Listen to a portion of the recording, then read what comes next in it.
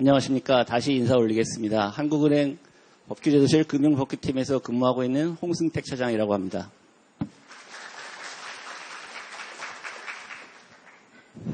오늘 이 소중한 주말 금요일 오후 귀한 시간을 한국은행, 중앙은행 제도에 관심을 가지신 채 이렇게 자리를 빛내주신 여러분께 먼저 대단히 감사드립니다.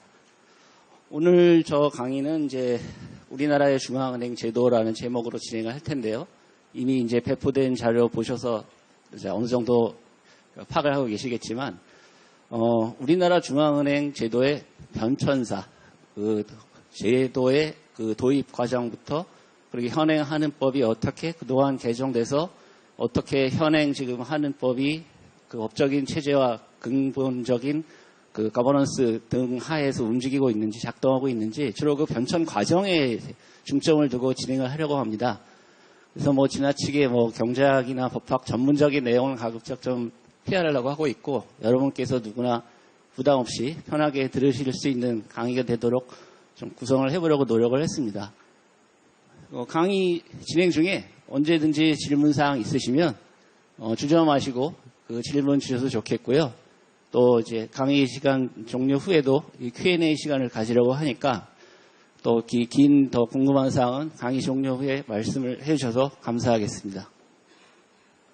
뒤에 지금 소리 잘 들리시는지 모르겠네요.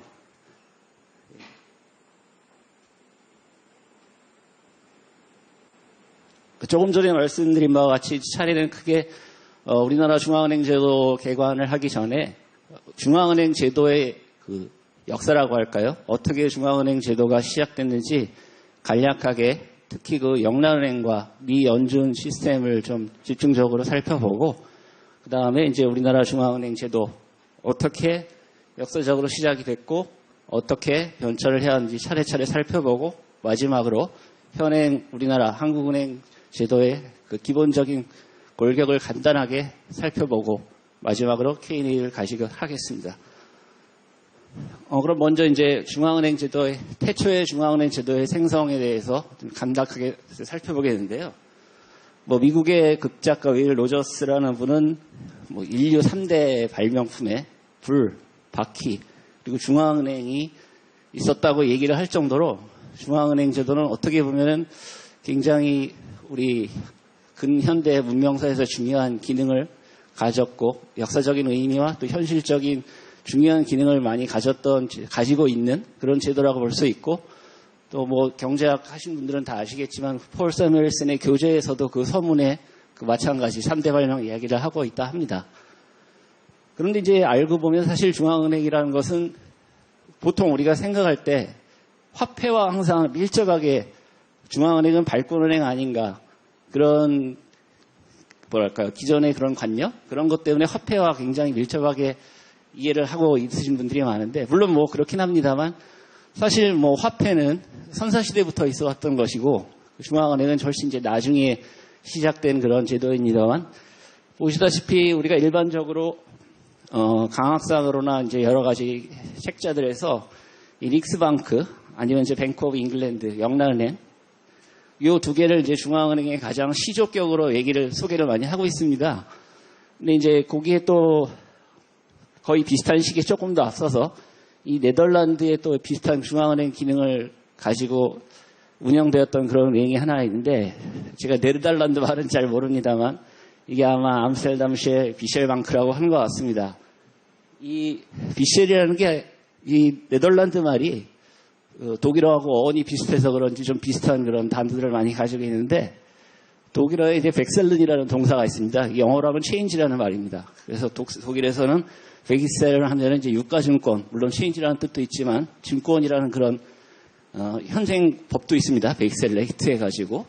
그래서 유가증권, 증권 그런 뜻을 가지고 있는 단어인데, 그만큼 이 암스텐달 빅셀뱅크는 당시에 환전 업자들이나 또 그런 각종 은행 여러 가지 또 당시에 주화가 난립되는 상황에서 어떻게 하면 이 네덜란드가 안정적으로 이 대항해 시대 이후에 이제 서구 열강들이 이제 동쪽으로 진출하던 시기 아니었겠습니까? 이제 어떻게 보면은 대항해 시대의 최후의 종점을 찍고 이제 본격적으로 열강화되는 그 첫 주자가 네덜란드였다고 볼 수 있을 텐데 그 제도적인 그 금융 인프라 그런 걸 구축을 하기 위해서 만들었던 은행으로 생각됩니다. 그래서 공개시장 조작, 공개시장 운영 비슷한 그런 증권을 통한 그 시장 안정화 정책 그런 유사한 기능도 가졌던 것 같은데 이 은행은 결국 파산을 내서 현행 제도로 이어지지 못하고 있기 때문에 아무래도 이제 그 중앙은행 제도의 원조격이라 하면은 이 스웨덴의 릭스방크와 그 영란은행 이 두 개가 많이 소개되고 있는 것으로 보입니다.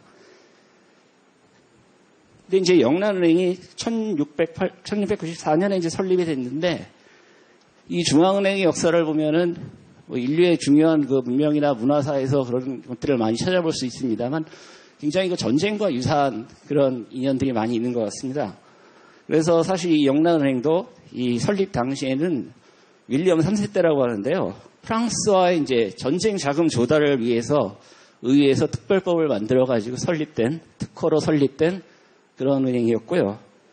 그래서 당시에 그 특허의 근거가 되었던 그 특별법의 명칭이 굉장히 깁니다. 그래서 그걸 살펴보면 프랑스와 전쟁 수행에 필요한 150만 파운드 재정 수요 충당에 관련하여 선박세, 주세 수입 등을 담보로 자발적으로 정부의 자금을 공유해 줄 애국자를 우대하는 법. 이게 상당히 장황합니다만 애국자를 우대하는 법이라는 게 아무래도 마지막에 있어서 그런지 눈에 띄고 자발적으로 정부의 자금을 공유해 준다. 이게 주요 기능을 이렇게 법 명칭에서 보여지는데요. 또 이 역사적으로도 이 영란은행은 이 영국의 그 대영 제국 시대를 열게 되는 중요한 그 기틀을 마련한 그런 측면도 있는데 이 회사는 사실상 또 네덜란드 동인도 주식회사를 롤모델을 해서 만들어졌는데요. 물론 여기 또 이 릭셀방크도 있었지만은 네덜란드 동인도 주식회사하고 또 서인도 주식회사를 사례로 참고로 해가지고 만들어진 합자회사로 법적인 형태는 그렇게 구성되었던 것으로 알려져 있습니다. 그리고 여담입니다만 그리고 이제 그 영국에서는 이 영란은행 성공적으로 이제 정착을 하고 처음에 초기 출범하는 것을 참고해가지고 이어서 이제 동인도 주식회사 1707년이고요. 그리고 이제 남해회사 1711년 설립을 비슷한 합자회사 형태로 추진을 해가지고 본격적으로 이제 세계 경영에 나서는 그런 역사를 또 가지고 있기도 합니다.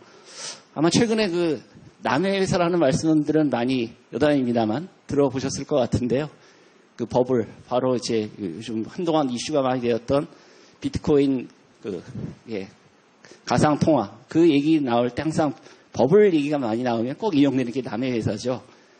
하여튼 그렇습니다. 이것도 그 남해에서도 그 영란은행의 그 법적인 형태를 참고로 해서 만들어졌다는 거 그런 사안이 있었고 또 한 가지 첨언하면 거기서 남해에서도 원래는 그 스페인 왕위 계승 전쟁의 전비 조달을 목적으로 해서 만들어졌다고 합니다. 중앙은행하고는 조금 상관없는 얘기입니다만 여담으로 잠깐 말씀드렸고요.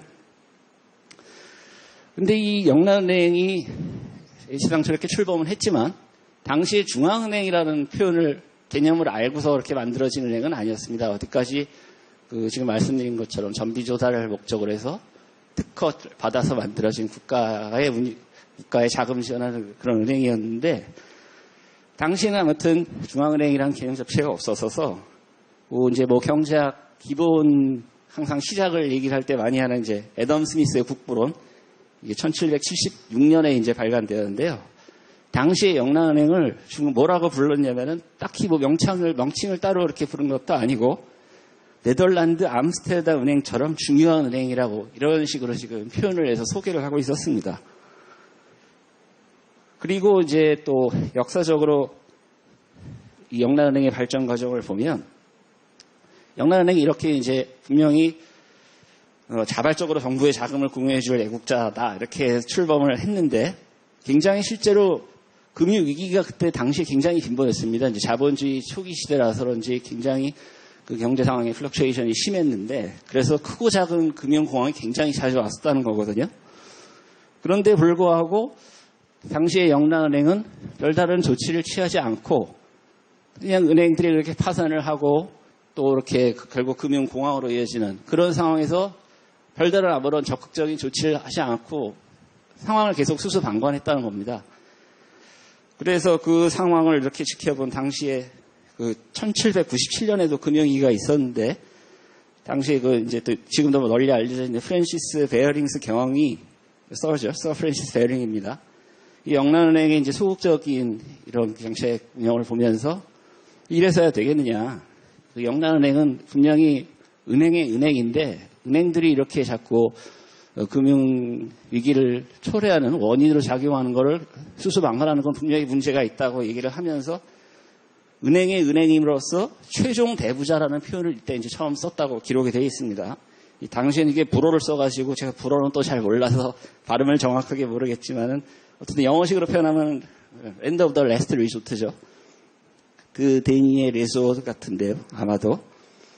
그렇게 그래서 이런 금융위기가 진행이 되면서 이제 차츰 영란은행이 조금씩 자기의 그 기능과 임무에 대해서 각성을 하고 있었는데 그것도 이제 중요한 하나의 발전 계기가 되었던 게 1844년에 영란은행법이 이제 개정이 됩니다. 그래서 이제 그 영업 지역이 전국적으로 이제 확대가 되고 이제 집회의 금태환 보장 의무가 이제 보장이 돼서 이제 정말 그야말로 명실상부한 중앙은행으로서의 중요한 어떤 법적인 기틀을 가졌다고 이렇게 이제 역사적으로 평가가 되고 있고요. 그래서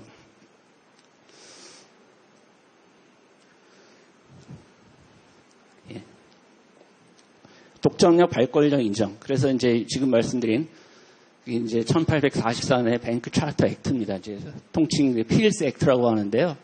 이 필이라는 사람은 당시 수상이었습니다. 로버트 필이라는 사람이었는데 굉장히 아마 적극적이고 유능한 정치자였던 것 같습니다.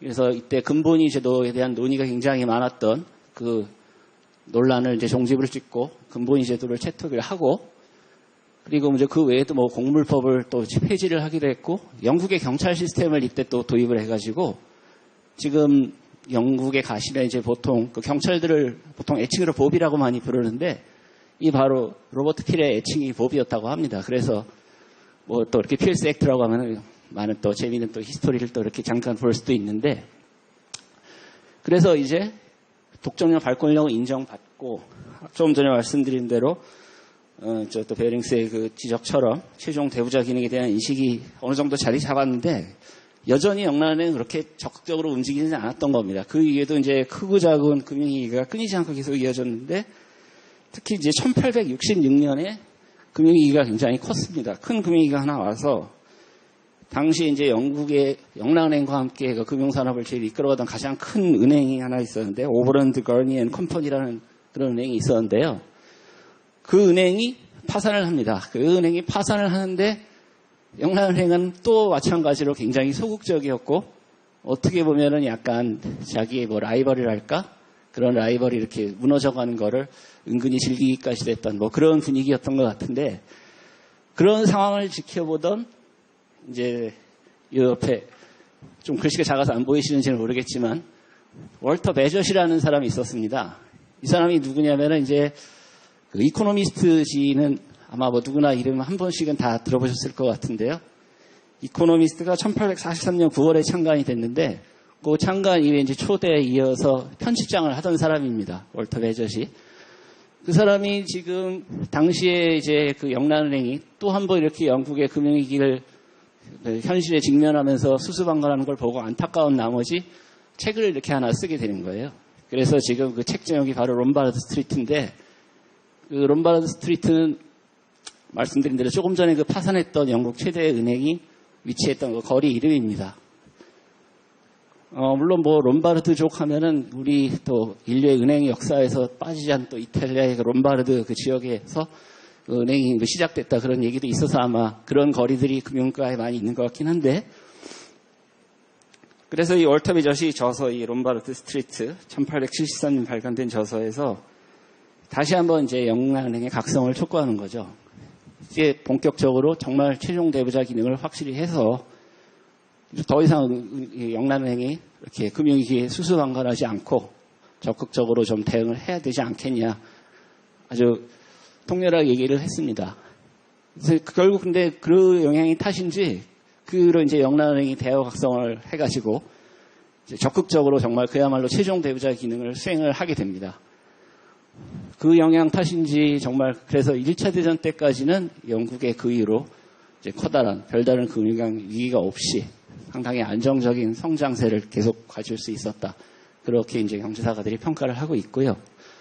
그래서 그 정도로 이제 영란은행이 어떻게 지금 발전되는지 간단히 말씀을 드렸고, 그리고 이제 또 오늘날 가장 또 중요한 중앙은행, 주요 중앙은행 하면 빠질 수 없는 미국의 FRS, Federal Reserve System, 미국 연준의 이제 성립과 발전도 이제 간단하게 좀 살펴볼 필요가 있는데요. 영란은행은 다르게, 물론 뭐 미국이 출범 자체가 이미 영국보다 훨씬 나중에 있어진 일이고, 이제 어떻게 보면은 인간의 굉장한 발명품이기도 합니다만, 우리가 알고 있는 연준법은 사실 1913년 12월에 제정이 됐습니다. 상당히 어떻게 보면 늦은 편인데, 그 이전에 중앙은행 기능을 가졌다고 이제 평가가 되는 The First Bank of United States, 이게 1791년에 이제 설립이 된 그런 역사가 있는데 20년간 존치하고 그 면허가 이제 갱신이 돼야 되는데 연방 정부에서 갱신을 거절해서 결국 이제 사라졌습니다만, 요 은행도 또 그 영란은행의 그 역사와 마찬가지로 전쟁과 굉장히 밀접했습니다. 그래서 이제 당시에 그 미국 연방 정부 초대 그 재무장관을 지냈던 알렉산더 해밀턴, 이제 미국의 공화주의 역사에서 굉장히 또 중요한 인물로 이제 알려져 있는데, 그 사람의 주도로 이제 최초의 중앙은행인 The First Bank of United States가 1791년에 그 독립전쟁 채무, 정부의 독립전쟁 채무를 인수해서 대신 지불할 목적으로 설립이 되었습니다. 그렇게 해서 20년간 이제 존속을 하다가 1811년에 결국 의회가 이제 의회에서 더 이상 이제 면허를 갱신해 주기를 거절해서 이렇게 소멸됐다가 다시 1816년에 거의 유사한 그런 법적인 형태와 기능을 가졌던 The Second Bank of United States, 두 번째 중앙은행이 설립이 됐다가 마찬가지로 또 20년 만에 다시 이제 면허가 갱신되지 않아서 종료가 됐고, 그 이후에 이제 연준법이 제정되기까지는 이제 프리뱅킹 에라라고 보통 얘기를 하는데요. 그야말로 이제 은행업에 대한 법적인 규제가 없이 정말 누구나 이제 원하는 만큼 은행업을 경영을 할 수 있도록 했던 그런 시대가 온 거였습니다. 그래서 뭐 그 결과야 이제 뭐 예상을 할 수 있듯이 상당한 이제 어려운 여러 가지 금융이 크고 작은 은행 파산으로 인해서 미국 경제가 이제 굉장히 어려움을 많이 빠졌었는데요. 영란은행과 같은 이제 제도를 도입을 해야 되지 않겠냐라는 논의가 많이 있었음에도 불구하고 어쨌든 그 법의 결국 최초 제정은 13년에 이루어졌는데, 그 13년의 연준법 제정 과정에서도 이제 1907년에 굉장히 큰 금융위기가 한번 있었습니다. 그 이전에도 많이 있었지만, 그 당시에 이제 영란은행과 같은 최종 배후자 기능을 가지는 그런 기능을 할 기구가 아무것도 없는 상황에서 당시 이제 가장 막강한 재벌, 뭐 산업재벌이기도 했지만은 그 이제 JP 모건이라는 사람이 그 기능을 완전히 대신해서 최종 배후자 역할을 한 겁니다. 그 사람이 결국은 그 막강한 그 자금 동원력을 배경으로 해가지고 정부와 이 금융위기를 어떻게, 니커보커라는 당시에 큰 금융기관 하나가 파산하면서 이렇게 큰 1907년 위기가 왔는데, 결국은 그 사람이 그 여러 가지 막후에 그 산업과 금융계의 실력자로서 활약을 해서 결국은 금융위기가 이렇게 극복이 되기는 했습니다만, 그 과정에서 이제 많은 사람들이 이제 또 의혹을 제기를 하게 됐죠.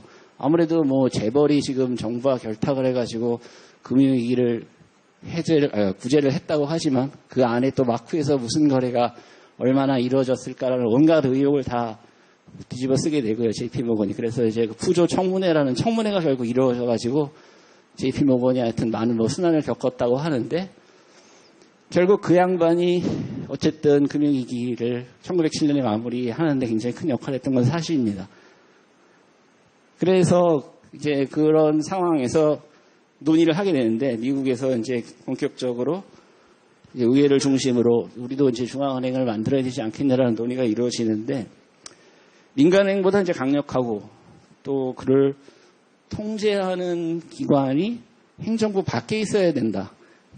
하여튼 미국에 보면 그 연방주의의 그 전통과 역사가 있어서 그런지 권력의 집중과 그 남용에 대한 그 경계랄까요?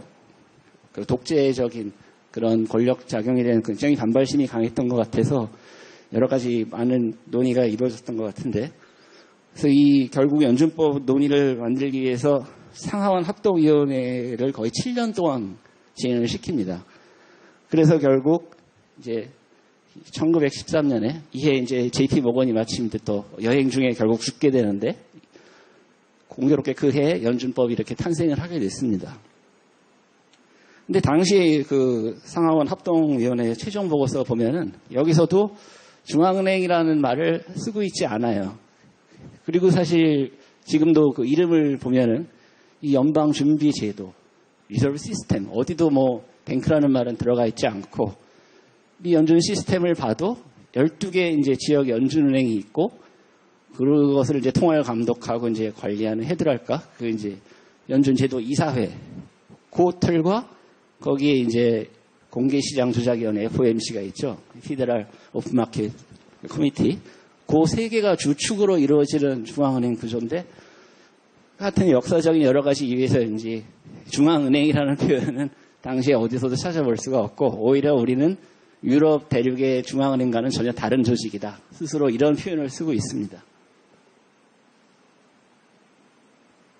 그렇게 이제 이 연준법이 제정이 돼서 출범이 됐고, 발전을 하게 되는데, 사실 출범 당시 그 이 연준 시스템은 지금 생각하는 연준과는 좀 많이 달랐습니다. 이제 아까 말씀드린 대로 가장 중요한 기능을, 공개시장 조작을 하는 FOMC가 이제 1935년에 은행법 개정을 통해서 도입이 됐는데, 그 이전에 이 1913년에 연준법이 탄생이 됐을 때만 해도 이때는 공개시장 조작이라는 거는 생각할 수 없는 불법적인 행위였습니다. 왜냐하면 당시에는 이제 그 진성어음주의라고 그래서 리얼빌 독트린이라고 보통 얘기를 하는데요.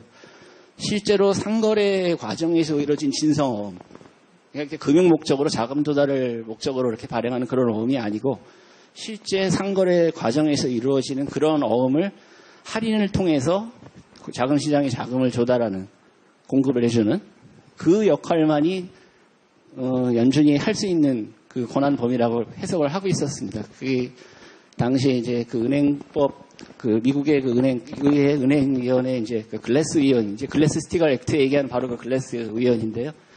그 위원이 아주 뭐 그 부분을 설명을 잘 해놓고 있고, 그 위원이 또 이제 추후에 이렇게 쭉 35년의 은행법 개정되기까지 그 대공황 시대를 교체하면서 어떻게 이 진성어음주의가 조금씩 무너져 가는지 여러 가지 관련된 자료가 많이 나와 있습니다.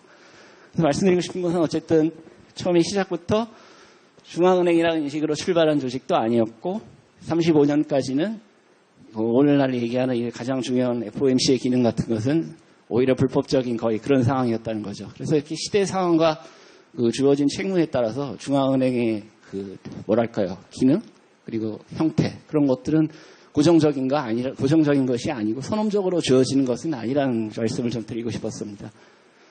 그리고 이제 중앙은행, 오늘날 이제 현대적 중앙은행의 가장 중요한 그 개념적인 그 지표라고 그럴까요? 개념상 가장 중요한 요인, 이제 중앙은행의 독립성 얘기가 항상 나오게 되는데, 이 1951년에 미국 그 트레저리 그 재무부하고 이 페드가 협약을 맺습니다.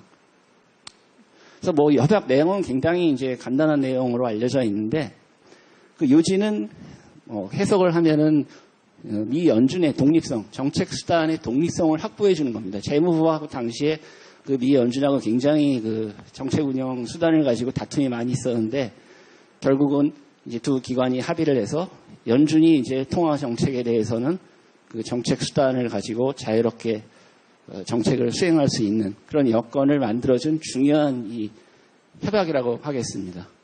근데 정책 목표 자체는 이제 정부와 상당히 이제 협조해서 수립이 되는 것이고 하지만, 정책 수단 운용의 확보라는 그 가장 중요한 현대 중앙은행 독립성의 개념, 그것이 바로 이 트레저리 페드 어코드에서 기원을 한다라고 이렇게 볼 수가 있겠습니다.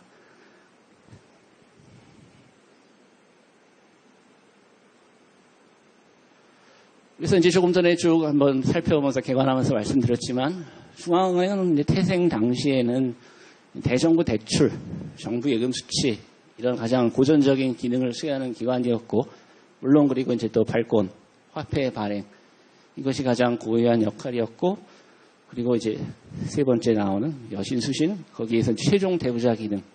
최종 대부자 기능이 이제 정말 가장 중요한 중앙은행의 기능 중에 하나가 다루어졌고, 현대중앙의 주 책무는 이제 물가 안정에 이어서 금융 안정을 도모함으로써 경제의 안정적 선장을 도모하는 기관이다. 금융 안정이라는 개념이 2008년 이제 리만 브라더스 사태 이후로 가장 논의가 많이 되고, 지금도 많은 논의가 계속 이루어지고 있는 가장 중요한 또 중앙은행의 양대 목표라고도 할 수 있겠습니다.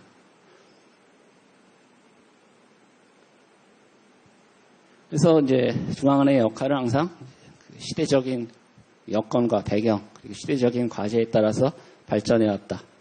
전통적으로 이제 최종 대부자 기능이 물론 금융 안정이라는 개념을 이렇게 태생적으로 가지고 있는 개념이지만은, 그래서 오늘날 이렇게 재정 지원에서 이제 물가 안정에서 이제 현대적인 물가 안정과 금융 안정 개념으로 발전해 오면서 중앙은행 역할도 많은 변화가 있었다는 것이고, 그리고 최근에 이제 또 글로벌 금융 위기 사태 이후로는 어떻게 보면 이제 중앙은행의 이제 20이나 뭐 미연준의 그 각종 이제 신종 저금 마이너스 금리 등 포함해서, 그리고 22에 또 이제 각종 금융지원책, OMT, 뭐 TLTR 이런 각종 금융 정책을 보면서 아시겠지만, 또 새로운 이제 시대적인 과제를 중앙은행이 지금 가지게 되는 것이 아닌가, 그런 시대적인 상황으로 가고 있는 것 같습니다.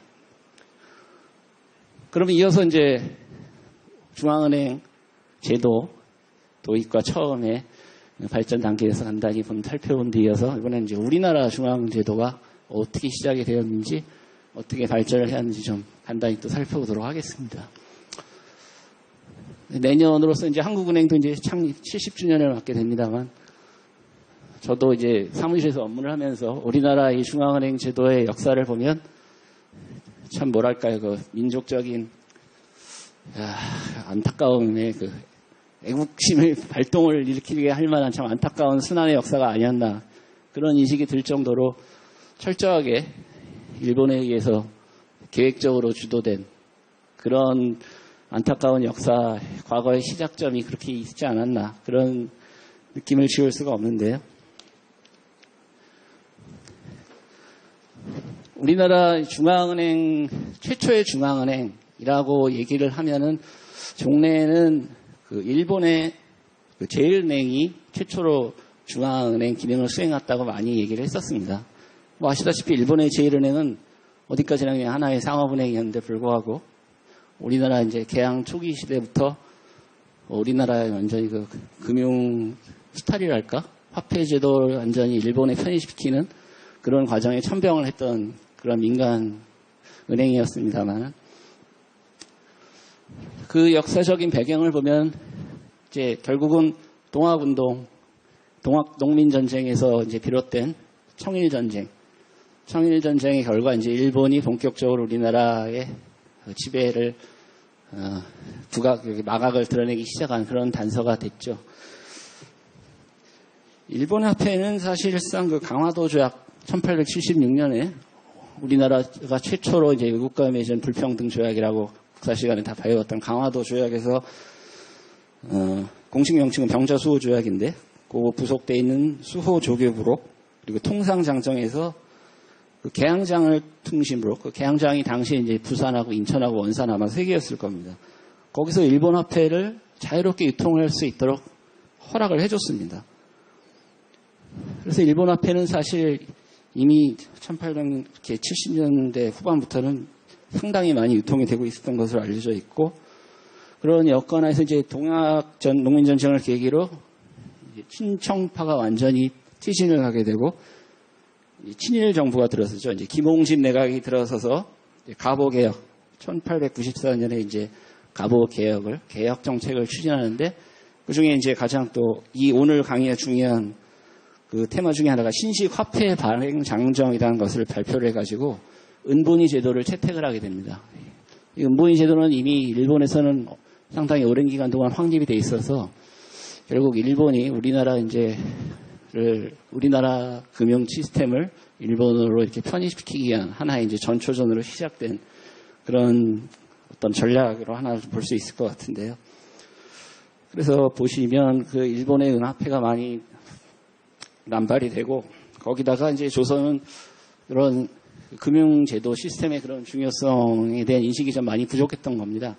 그런 여건 하에서 이제 이 농민전쟁 그림 옆에 보시면 2분 5돈이라는 저기 이제 백동화라고 통칭 많이 알려져 있는데 저 백동화를 굉장히 남발을 하게 됩니다. 당시에 백동화는 우리 당시 인천의 전환국에서 이제 만들어지기 시작했다고 하는데 국가기관인 오늘날이 뭐 조폐공사라고 얘기할 수 있겠죠, 전환국은. 근데 거기서뿐만 아니라 민간에게서도 발행 제조권을 주어서 정말로 사방에서 그 정체를 알 수 없는 그런 백동화가 마구 남발이 됐고 그런 점을 또 이제 당시에 그 황실 재정의 조달을 중요한 수단으로 좀 악용을 해서 여러 가지 부작용을 많이 일으켰던 그래서 백동화 인플레이션이라는 말을 할 정도로 굉장히 경제적으로 많은 문제를 일으켰던 게 바로 저 2분 5돈짜리입니다. 그게 당시에 이제 대한매일신보라는 이제 신문이 발간되고 있었는데 그 신문 한 부값이라고 그러는데요. 알려져 있는데 실제 가치에 비해서 실제 가치가 명목가치의 한 거의 7분의 1 정도밖에 안 돼서 그 엄청난 주주차익을 누릴 수 있던 겁니다. 그 신열이지 바로 그 주주차익인데요. 그게 남발해서 결국 경제 시스템이 굉장히 이제 망가지게 됐고 나중에 1896년경에 이제 통계자를 보면은 그 조선 정부 예산의 한 26.6%가 이 백동화 주주차익을 통해서 조달됐다고 할 정도로 어마어마한 피해를 많이 낳을 수밖에 없었던 그런 상황이었습니다.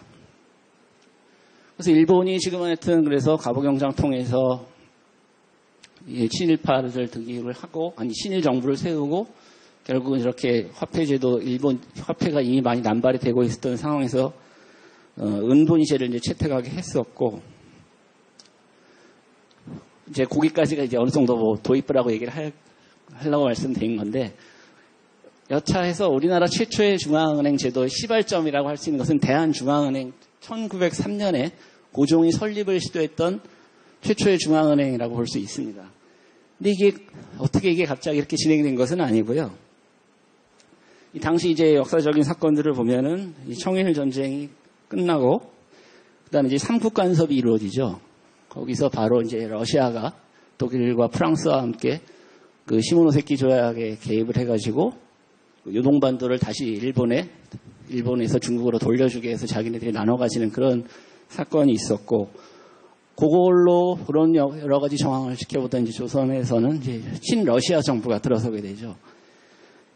그래서 이제 친러 정부가 들어서서 또 일본 세력의 견제를 받게 돼서 가장 이제 또 민족의 비극적인 사건이 이제 명성하고 시해 사건이 1895년 10월에 그렇게 이루어지는데, 결국은 그 사건을 여파로 이제 고종은 옆에 이제 사진에서 보시는 대한제국 수립 이후의 고종의 사진입니다만, 이제 아관파천 러시아 공사관으로 급히 대피를 하게 되죠. 1896년 2월이고, 그리고 결국 1897년 10월에 이제 경원국으로 한국을 해서 대한제국이 이제 수립이 되는데, 이러한 맥락에서 이제 일본을 견제하기 위해서 고종이 러시아와 이제 가까워지는 그런 정책을 구사하면서 이제 재정 고문으로 러시아 사람 알렉시에프라는 사람을 데리고 들어오게 됩니다. 그래서 이 사람이 나름대로 일본 세력을 좀 물리치고 러시아가 좀 또 조선 반도에 개입을 하려는 본격적인 활동을 하게 되는데, 그 맥락에서 이루어진 것이 이제 1901년에 화폐 조례라는 것을 발표를 하게 됩니다. 이제 1901년 2월인데요. 당시 이제 대한제국 광무년 칭령제 4호. 그래서 이제 러시아 정부의 이제 힘을 배경으로 해서 일본의 이제 그런 금융스타를 좀 벗어나보자 하기 위한 그런 맥락에서 이루어졌습니다. 그래서 청와대권을 회복을 목적으로 하기 위해서 이제 일본에 의해서 도입됐던 은본위제를 벗어 던지고 이제 금본위제를 채택을 하자. 그리고 이제 화폐 고권 확립 법적 근거를 마련. 이제 제1조에서 이렇게 그 옆에 이제 보시는 건 이제 원문 사진입니다만 작아서 잘 안 보시는지 모르겠는데, 화폐 조례를 선언하면서 당시에 지금 별로 그 기록과 연구가 많이 이루어지지 않아서 지금 소개가 많이 안 되고 있습니다만, 특립 제1은행이라는 것을 처음에 창립을 시도를 했었습니다. 이게 10월이었는데 그 특립제일은행을 보면은 이제 여러 가지 내용이 있습니다만 이제 국고금 출납과 태환은행권 발행, 태환 의무가 있는 그런 은행권을 발행하는 특권을 부여하고 그리고 이후 바로 화폐 조례에 따라서 새 주화를 주조할 수 있는 그런 권한을 부여하는 내용, 그런 특권을 받은 은행이었는데 그런 이제 전후 맥락을 살펴보면 이제 우리나라 최초의 중앙은행의 기능을 거의 가졌던 것이 아닌가 이렇게 추정해 볼 수 있는 그런 은행입니다만 안타깝게도 하여튼 실제로 그렇게 작동을 많이 하지는 못했던 것 같고 자금 조달 근본이제가 사실상 우리나라 당시에 좀 시행되기 상당히 어려운 여건이었기 때문에 결국 제대로 설립이 되긴 됐으나 영업을 하지는 못하고 이제 잊혀진 은행이 되었다가 다시 한번 이제 고종이 그야말로 일본으로부터 좀 벗어나서 우리나라 근본시제를 제대로 도입을 해보겠다 해서 시도를 한 것이 대한중앙은행 1903년에 이제 마침내 우리나라 최초의 중앙은행 제도를 설립을 하게 됩니다. 시도를 했죠. 그래서 그 대한중앙은행 조례, 그 중앙은행 조례인데요. 1903년 3월에 광무 7년 칙령제 8호로 이제 공포가 되었고 자본금 300만 원의 이제 주식회사 형태였습니다. 주주는 대한제국 사람이 한정하고 있었는데요. 이때만 해도 그러니까 아직도 대한제국의 자주의식이랄까 그런 것을 좀 살펴볼 수 있고 그런 주장을 할 수 있을 만한 여건이 아직까지는 그래도 좀 되고 있었던 것이 아닌가 그렇게 짐작을 할 수 있는 내용이고요.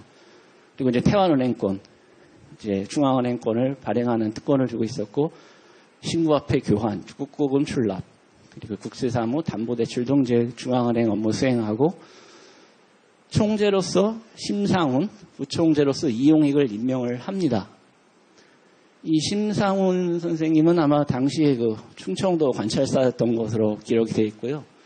이 이용익 선생님은 이제 내장원이라고 당시에 왕실의 가장 중요한 재산 관리를 하는 그런 기관, 그 국내 가장 그 자금 조달을 관리하는 그런 기관으로 알려져 있는데 거기에 이제 각각 수장이었던 분들인데 안타깝게도 이 대한중앙은행은 결국 또 일본의 집요한 방해로 해서 제대로 기능을 하지는 못했던 것으로 알려져 있습니다. 이 또 당시 이제 시대 상황이 보면 결국은 일본이 러시아를 상대로 전쟁을 해서 이기게 되죠.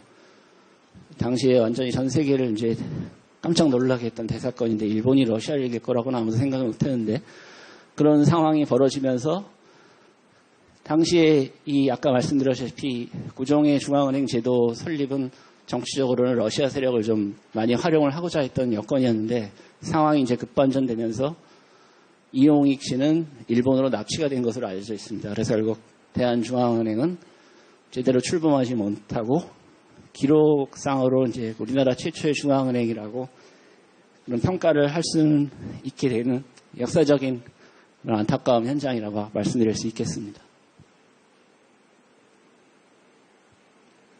그리고 이제 그 중앙은행 조례와 함께 그 태환금금 조례, 이제 중앙은행권 발행에 관해서 이제 같은 3월에 발령했던 그 칙령인데 이때 아까 이제 말씀드린 대로 그 1901년에 시도했던 화폐 조례를 제대로 이제 시행을 하기 위해서 공포했던 조례고요. 이제 마찬가지로 그래서 근본이제를 채택을 하고 5가지 이제 금화를 발행하려고 준비를 했었던 그 법적인 근거가 되겠습니다.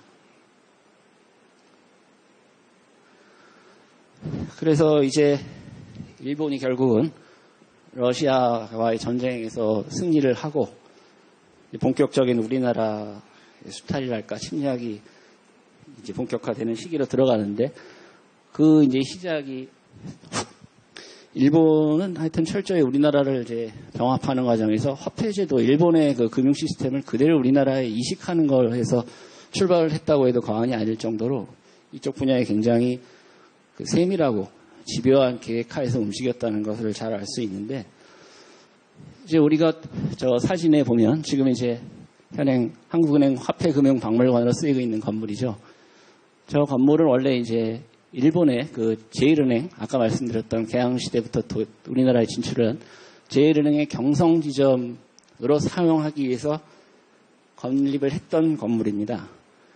네, 저게 이제 이어서 말씀드리겠습니다만 이어서 이제 그게 구한국은행 건물로 쓰이고 이제 조선은행 건물로 이어졌다가 결국 이제 한은법 제정 이제 시행되면서 한국은행 본관 건물로도 이제 쓰였던 정말로 이제 역사적인 그 아픈 모든 현장을 다 지켜볼 수 있었던 그런 건물이고요. 물론 또 6.25 때 굉장히 파손이 심했습니다만 또 그렇게 많은 우여곡절 끝에 이제 복원이 돼서 2003년부터 화폐금융박물관으로 이제 사용되고 있는 건물인데요.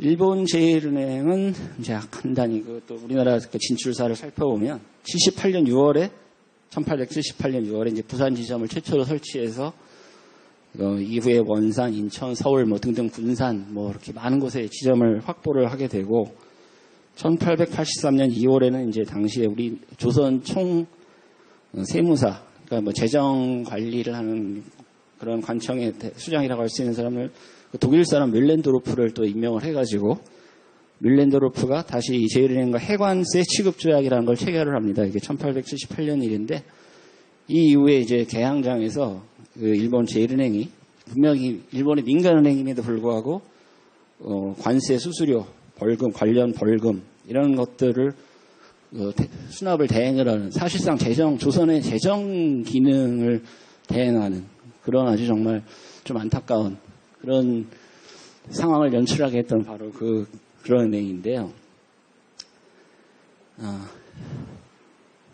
지금 얼마 전에도 또 화제가 됐습니다만 일본은행이 최근에 지금 만엔 고액권 도안의 인물을 시부사와 H라는 그 사람이 바로 일본 제1은행의 이제 설립자인데 그 기존의 만엔권의 그 도안이었던 그 후쿠자와 유지키 그 일본의 가장 그 개혁 정책의 그 기반을 닦았다는 그 후쿠자와 유지키 복택유기를 한자로 쓴 그렇죠. 그 사람을 이제 빼고 이 일본은행의 설립자인 이 시부사와 H 이 사람의 도안을 만엔의 이제 도안으로 채택을 해서 또 여러 가지 또 화제가 됐습니다만 하여튼 좀 우리 입장에서는 그렇게 달가운 일은 아닌 것 같습니다. 그 이후에서 보시면 아시겠지만 제1은행권은 실제로 또 당시에 이제 조선에 대한제국에 많이 유통이 돼 있었는데 당시에도 그 시부사와 H 도안이 조선은행권에 제1은행권에 그렇게 딱 도안으로 아주 선명하게 찍혀 있어서 어떻게 보면 우리나라 입장에서는 정말 금융스타일의 그 선봉에 섰던 사람으로 보지만 물론 뭐 일본에서는 굉장히 근대적인 일본의 개화를 위해서 많은 일을 한 사람으로 평가가 되고 있습니다만 그런 좀 서로 엇갈리는 역사의 어떤 장면이라고 할 수 있겠고요. 그래서 그 일본은행이 이렇게 본격적으로 일본 제1은행이 사실상 이제 거의 유명무실화된 대한제국과 각종 계약을 통해서 사실상 이제 화폐 정리 사무도 수탁을 하고 그리고 말씀드린 제1은행권을 본격적으로 이제 통용을 시키기도 하고 이게 대한제국의 화폐 정리 자금을 당시 300만 엔인가를 아마 제공을 했었을 겁니다.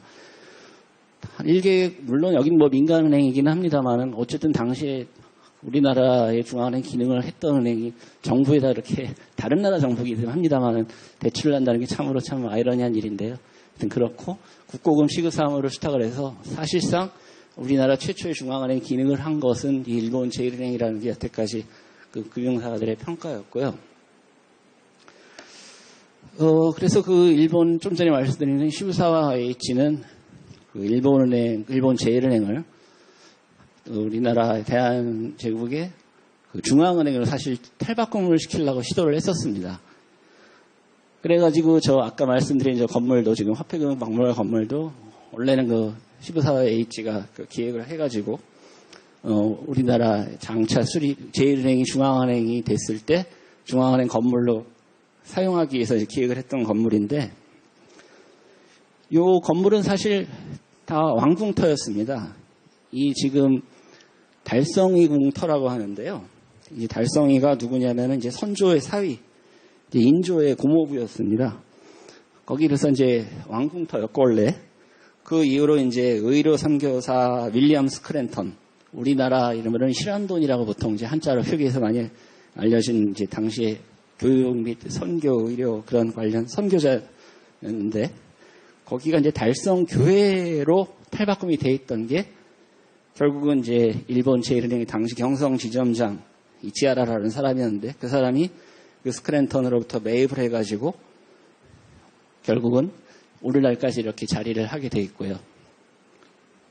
그 좀 전에 말씀드린 스크랜턴은 지금 우리 한국은행 그 화폐공장 건너편에 보면 이제 커다란 상동교회라는 교회가 있는데 그쪽으로 그 교회를 옮겨가서 그 자리가 지금도 아직도 이렇게 큰 교회로 잘 있습니다. 역사적인 이제 장면들이 많이 이루어지는 다 그런 곳들인데, 그리고 여기 지금 뭐 사진은 없습니다만 지금 사실 저희 한국은행 본관 건물은 이제 화폐건물관 그 뒤에 있는 이제 지금 현재는 그 리모델링 공사를 진행하고 있어서 잠시 지금 공사 중입니다만 그 건물인데, 그 건물도 원래 왕궁터였습니다. 거기는 이제 송현궁이라고, 여기는 아까 이제 말씀드린 걸 달성이의 장모인 인빈 김씨의 위패를 모신 곳이라고 이제 궁터였는데, 여기서는 어렸을 때 그 인조가 당시에 이제 어렸을 때 능양군이라고 불렸다고 하는데요. 거기서 이제 자랐다고 합니다. 근데 이제 흥미로운 게 그 바로 이제 거기 이제 송현궁이라고 그래서 이제 저희는 옛날 이제 저희 은행에 행가가 있습니다만, 그래서 이제 뭐 행가 같은 데 보면 송현골 뭐 그런 얘기가 많이 나오는데, 인조가 어렸을 때 자란 곳인데 인조가 나중에 이제 결국 상평통보를 최초로 조선에 본격적으로 이제 공급을 하기 위한 그런 이제 왕이었어서 그것도 참 묘한 뭐 재미있는 하나의 아이러니가 아닐까 그런 생각을 해봅니다. 그랬다가 그 이제 송현궁터는 아까 말씀드린 또 스크랜턴이 다시 그 치과 병원을 거기 설립을 해가지고 이제 경성 치과 전문 학교가 됐다가 서울대 치대가 이제 되기도 했다가 이제 1988년에 이제 지금 현행 한국은행 건물로 건립이 돼서 지금은 잠시 이제 리모델링 공사가 진행 중인 상황입니다. 그래서 일본은 이제 말씀드린 대로 이제 중앙은행 설립을 제1은행이 사실상 대한제국의 중앙은행의 역할, 기능을 수행하다가 공식적인 이제 대한제국의 중앙은행이 되려고 시도하였으나, 당시 이제 또 역사적인 상황이 이제 을사늑약이 1905년에 이제 수립이 되고 1907년에 고종이 이제 퇴위를 하게 되는데, 이제 그럼 본격적으로 일본이 이제 통감 정치 시대로 이제 들어간다고, 통감에 의한 사실상 조선의 운영이 이제 시작되는데, 당시 이제 초대 통감이 바로 이제 우리가 잘 알고 있는 이토 히로부미죠. 이 이제 그 마차 타고 있는 저 모자 쓴 사람이 이제 이토 히로부미인데, 시부사와 H 아까 그 제1은행 그 총재가 은행장이 이제 이토 히로부미한테 접근해서 중앙은행 설립을 이제 건의를 하면서 이제 제1은행이 좀 중앙은행이 됐으면 은근히 그렇게 접근을 했는데, 이제 초대 통감이었던 이제 이토 히로부미는 조금 더 아마 큰 그림을 그리려고 했던 것인지 중앙은행을 독자적으로 이제 설립을 추진을 하게 됩니다. 그래서 이제 저 위에 아까 화폐박물관 건물도 보면은 그 이제 정초 초석에 이토 히로부미의 그 친필 휘호가 아직도 남아 있는데, 볼 때마다 참 저렇게 지나다니면서 씁쓸합니다만, 뭐 역사의 한 순간이 어쩔 수 없이 뭐 파괴를 한다기보다는 다시는 그런 일이 있지 않도록 우리가 항상 보면서 역사를 간추해야 되지 않을까 그런 생각을 항상 하게 되고요. 그래서 이제 초대 통감 이토 히로부미가 구한국은행을 이제 설립을 추진을 하게 됩니다. 그래서 한국은행 조례 1909년에 이제 7월 26일에 공포를 하게 되는데, 사실상 이제 일본 제1은행이 수행하던 중앙은행 기능을 인수를 하는 그런 형태의 중앙은행 설립이라고 보시면 되겠습니다. 그래서 아까 말씀드린 대로 경성지점 지점장이 초대 한국은행장이 되고요. 근데 분명히 말씀드리지만 이름이 당시에 이제 한국은행이었습니다만, 우리가 지금 오늘날 일하고 있는 한국은행과는 법적으로는 전혀 아무런 관련이 없습니다. 이건 어디까지나 일본을 위해서 만든 사실상 일본의 은행이었고, 1950년 한국은행법 제정으로 이제 출범하게 된 한국은행과는 전혀 아무런 관련성이 없고, 다만 이름이 이렇게 공교롭게 한국은행이다 보니 저희는 이제 통칭 이렇게 구자를 붙여서 구한국은행이라고 표기를 합니다. 이토 히로부미와 또 제1은행을 보면 또 생각이 나는 게, 이제 안중근 우리 선생님이 이토 히로부미를 이제 사례를 하면서 저격을 하면서 당시에 이토 히로부미의 15개의 죄를 이렇게 언급을 하는데, 그 중에 하나가 이제 제1은행권을 유포한 죄, 그거를 이렇게 명시를 하고 있을 정도로 하여튼 일본 제1은행은 우리나라의 중앙은행 역사에 있어서 최초의 중앙은행 기능을 수행했다고는 하지만 참으로 이거 안타까운 우리 병탄의 역사라고 할게는 말씀드릴 수 없겠습니다. 그래서 구한국은행은 이제 일본 제1은행 기능을 다 인수를 받아서 자본금 1,000만 원의 주식회사 형태로 설립이 되었고, 철저히 일본을 위한 은행이었습니다. 총재이사 감사지 당시엔 중역이라는 표현을 썼는데요. 오늘도 뭐 저희 가끔씩 쓰는 말이긴 합니다만 모두 일본인이었고 주주도 역시 대부분 일본인이었습니다. 기능적으로는 이제 발권, 국고, 전통적인 뭐 가장 기본적인 중앙은행 기능을 수행했지만 한편 또 상업은행 업무를 또 수행을 해서 오늘날의 중앙은행과는 이제 사뭇 이제 다른 모습이라고 말씀드릴 수 있겠습니다. 이제 조선이 완전히 이제 일본과의 합병을 통해서 국권을 상실하게 되자 일본 측에서는 결국 이 한국은행의 이름의 그 한국자 자체가 이제 눈에 거슬리기 시작한 겁니다. 그래서 일본 대장성에서 조선은행법을 일본 제국의회에서 1911년 3월에 공포를 해가지고 조선은행을 설립을 하게 되는데 사실상 뭐 설립이라고는 했지만은 구 한국은행의 인원, 재산, 기능 모든 것을 그대로 사실상 양수를 하는 그런 형태였고 조선은행의 설립 일자도 이제 구 한국은행의 설립 일자로 소급시키는 그런 형태의 구 한국은행과 이름만 바꾼 그런 형태의 중앙은행을 설립을 하게 됩니다. 이 형식적으로 이제 소관 부서가 그 대장성으로 총독부로 이제 넘어가는 그런 이제 형태의 일본 대장성 총독부에서 일본 대장성 관장으로 넘어가는 형식적으로는 그런 정도의 차이만 있을 뿐 사실상 한국은행, 구한국은행과는 전혀 거의 차이가 없었고요. 마찬가지로 중앙은행 업무와 상업은행 업무를 병행을 했습니다. 이제 오른쪽 이제 하단에 보시면은 이 조선은행이 당시 화폐를 발행했던 그 잔액이 쭉 나오고 있는데 이제 태평양 전쟁 발발 1941년 그때부터 아주 급격하게 늘어나는 것을 보시면 아시겠지만 사실상 일본의 그 대륙 진출 그 앞서서 이제 중일 전쟁부터 해서 태평양 전쟁 중국을 이제 병탈하기 위한 그 자금 조달의 한 가지 그냥 수단이었던 것입니다. 그러니까 우리나라의 중앙은행, 우리 당시 조선의 그런 고유의 중앙은행이라고는 전혀 볼 수는 없는 일본의 이제 전쟁 자금 조달하고 그리고 일본이 그 대륙 진출을 함에 따라서 같이 이렇게 진출을 해나가는 그런 하나의 전쟁의 수단에 불과했고 저 도표에서 보시다시피 화폐 발행을 굉장히 남발을 해서 악성 인플레이션을 굉장히 유발을 했던 우리 역사에서는 결코 하여튼 좀 잘 기억을 해서 이런 병폐가 있었다는 것을 아주 교훈적으로 알려주는 그런 기관이었다고 말씀드릴 수 있고요. 사실상 우리나라의 은행이 아니었다고도 말씀드릴 수 있는 게 지점이 당시에 보면 이제 109개 정도가 있었는데 중국에 40개가 있었고 만주에 26개 그리고 조선에 24개 일본에 9개 기타 10개 정도가 있어서 어디까지나 중국과 만주를 경영하기엔 일본의 전쟁 수단이었습니다. 그런데 뭐하러 우리나라를 합병을 했으면서 그럼 아니 일본은행이 있는데 뭐하러 또 조선에 이렇게 별도의 중앙은행을 만들었을까 그런 의문을 가져볼 수도 있는데 결국은 당시 이제 조선에는 이제 경제 상황이 안정되지 못해서 인플레이션이 상당히 악성 인플레이션이 많이 발전을 하고 그런 상황이 있어서 같은 화폐를 만약에 쓰게 되면 그 이제 부작용이 일본 본토에까지 일본 화폐에 따라서 움직이지 않을 이렇게 전이 되지 않을까 그런 이제 우려를 했기 때문에 일본과는 별개의 중앙은행을 설립해서 그런 조선은행권을 발간을 해가지고 일본을 보호하려는 그런 목적으로 별도로 설립된 기관이었습니다.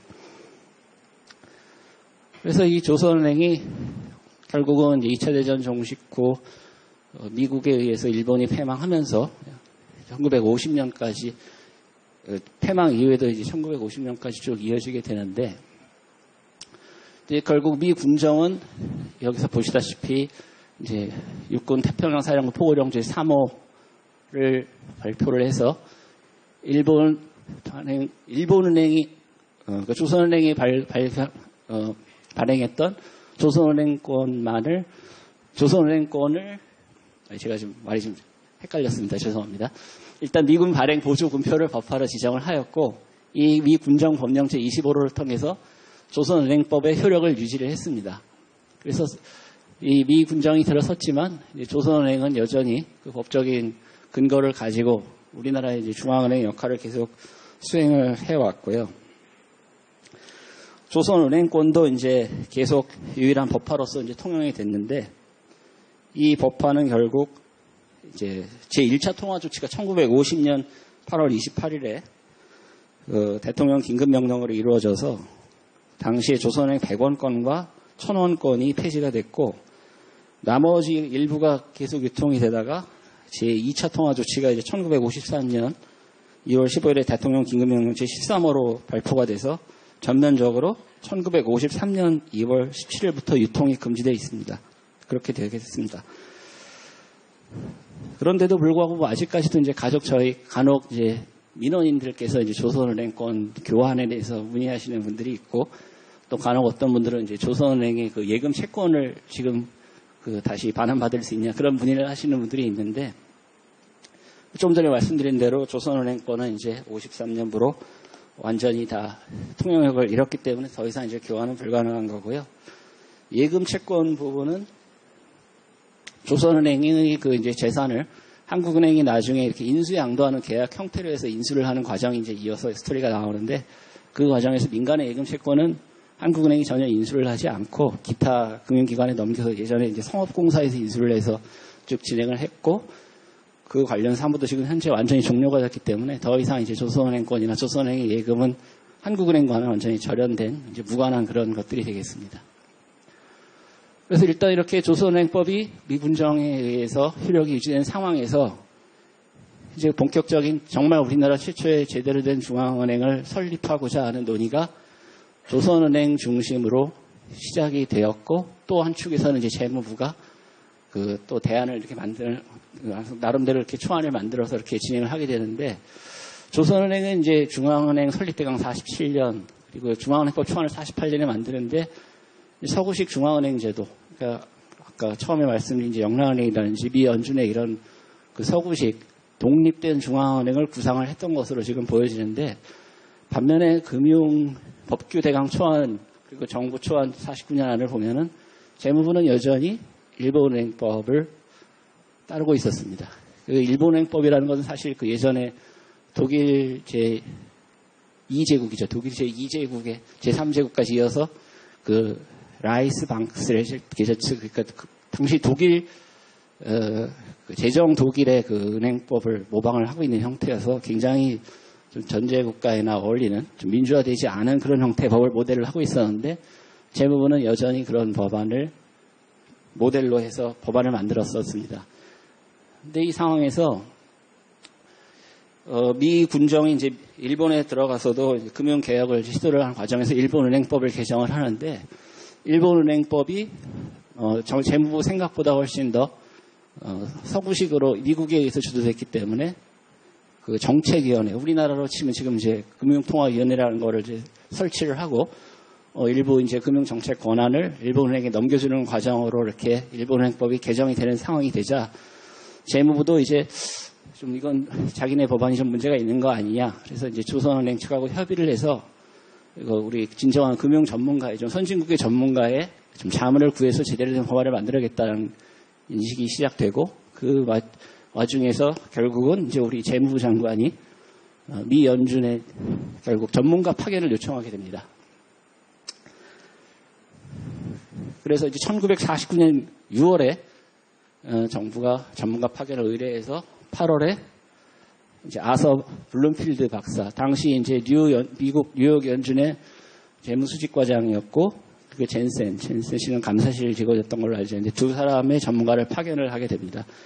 블룸필드 교수는 그래서 결국 이제 한국은행사에서 가장 중요한 블룸필드 보고서라는 것을 이제 기한을 해서 한국은행의 그 법적인 토대를 만들어주게 되는 역할을 했고, 젠센 씨는 특히 이 조선은행 그 재산 청산, 그 인수도 이런 과정을 집중적으로 연구하고 조언을 했던 것으로 알려져 있습니다.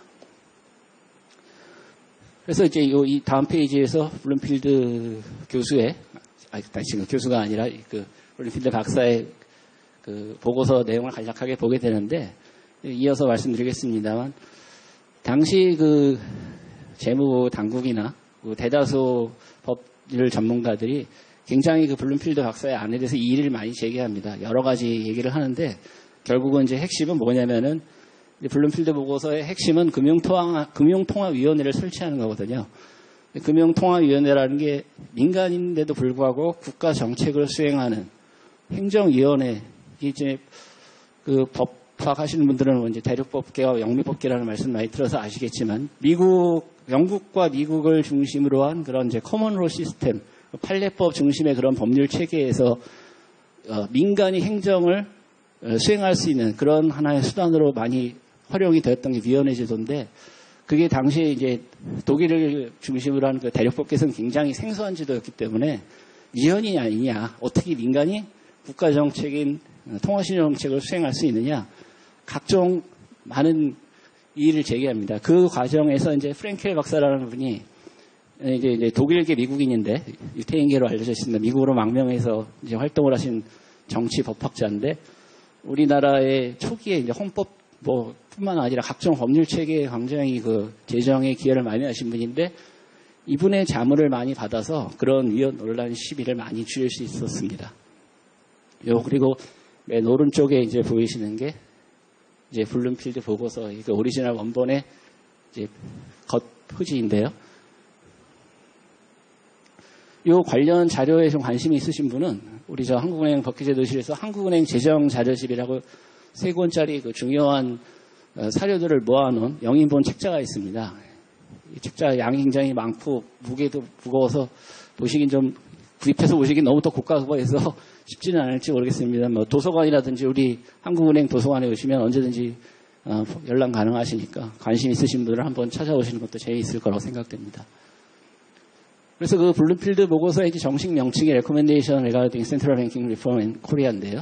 50년 2월에 발간되어 있습니다만, 블룸필드 보고서는 이 중앙은행 이 설립에 대한 이 보고서뿐만 아니라 당시에 은행법의 개혁에 관한 또 하나 이제 보고서가 있습니다. 그래서 블룸필드 박사는 단순히 우리나라 중앙은행 설립만 기초한 사람이 아니고 금융 시스템 전반을 완전히 이제 새로 설계를 한, 오늘날 이제 한국은행법의 토대를 만들어 주신 분이라고 얘기할 수 있는데, 이 조선은행, 아까 이제 우리 쭉 지켜본 이제 조선은행사나 이 블룸필드 박사들이 또 전후 또 이렇게 조선은행 그 역사에 관심이 많이 있으신 분들은 이거 좀 특정 책자를 소개해서 죄송합니다만, 저희 부산본부장이신 그 차현진 본부장께서 쓰신 중앙은행 별곡이라는 책이 있습니다.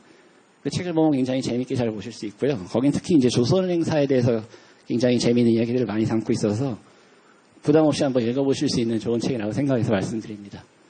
그래서 말씀드린 대로 이 블룸필드 박사의 보고서는 해방 새로운 중앙은행 체계화를 위한 중앙은행법 제정의 기초라고 볼 수 있겠습니다. 그야말로 진정한 우리나라 중앙은행의 이제 시작이라고 할 수가 있겠죠.